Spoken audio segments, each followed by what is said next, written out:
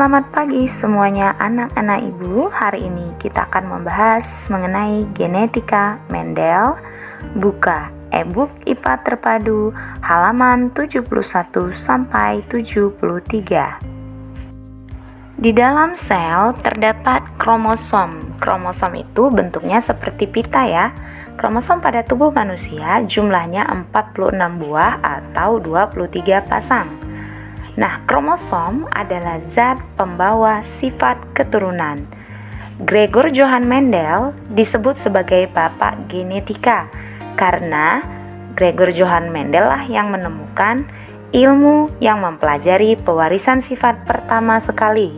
Nah, ilmu yang mempelajari pewarisan sifat ini disebut sebagai genetika.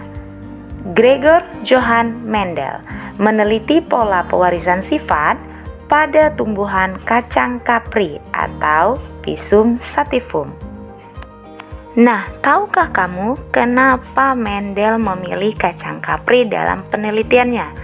Alasannya adalah, pertama, kacang kapri menghasilkan banyak keturunan. Yang kedua, daur hidupnya pendek. Yang ketiga, mudah melakukan penyerbukan. Dan yang keempat, mempunyai sifat-sifat beda yang mencolok. Kamu perhatikan gambar di sebelah kanan dari bentuk biji, bunga, polong, dan batang. Nah, apa itu galur murni? Galur murni adalah tanaman yang apabila melakukan penyerbukan sendiri menghasilkan keturunan yang memiliki sifat sama dengan tanaman induknya. Galur murni yang dipilih Mendel yang mempunyai beberapa sifat mencolok, bentuk biji matang, warna biji, warna bunga, warna polong muda, bentuk polong tua, kedudukan bunga, dan tinggi tanaman. Mendel menyilangkan dua tanaman galur murni yang mempunyai satu sifat beda atau monohibrid, dan selanjutnya juga menyilangkan dua tanaman galur murni yang mempunyai dua sifat beda atau dihibrid.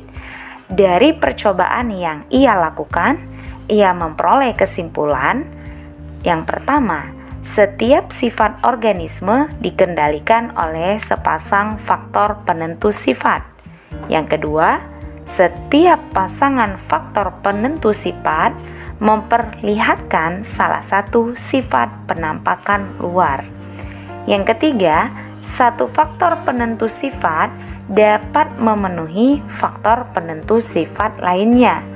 Yang keempat, individu galur murni memiliki sepasang faktor penentu sifat yang sama.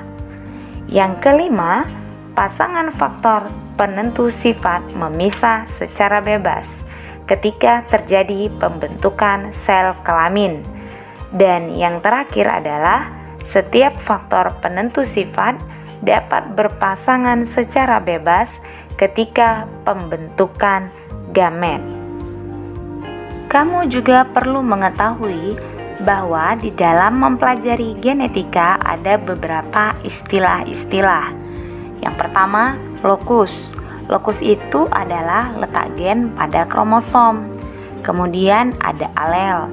Alel adalah pasangan gen. Kemudian ada istilah homozigot, yaitu dua alel yang sama pada satu lokus. Contohnya A besar atau M kecil atau P besar. Homozigot karena sama-sama huruf A-nya sama-sama huruf A besar, M kecilnya sama huruf M kecil, P besarnya sama-sama huruf P besar. Atau bisa saja A besar, B besar. Itu juga dikatakan homozigot. Nah, berikutnya heterozigot, yaitu dua alel yang berbeda pada satu lokus. Contohnya A besar, A kecil. Nah, kamu perhatikan satu huruf besar, satu huruf kecil, namanya heterozigot. Kemudian M besar, M kecil. Kemudian P besar, P kecil. Atau bisa saja A besar, A kecil, B besar, B kecil. Itu juga dikategorikan heterozigot. Nah, selanjutnya fenotip. Fenotip adalah sifat yang tampak atau kelihatan. Contohnya, bola mata berwarna coklat, itu kan kelihatan ya. Bunga berwarna merah, rambut ikal, dan seterusnya. Maka itu disebut sebagai fenotip. Nah, untuk genotip itu adalah jenis gen yang mengendalikan fenotip.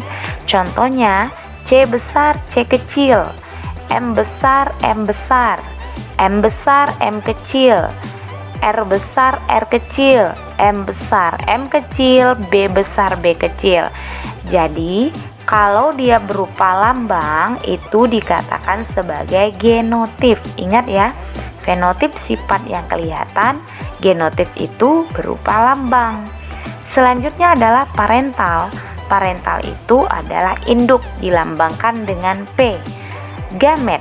Gamet adalah jenis kelamin, dilambangkan dengan G. Dan filial adalah keturunan, dilambangkan dengan F. Keturunan bisa saja keturunan pertama atau F1, keturunan kedua atau F2, dan seterusnya.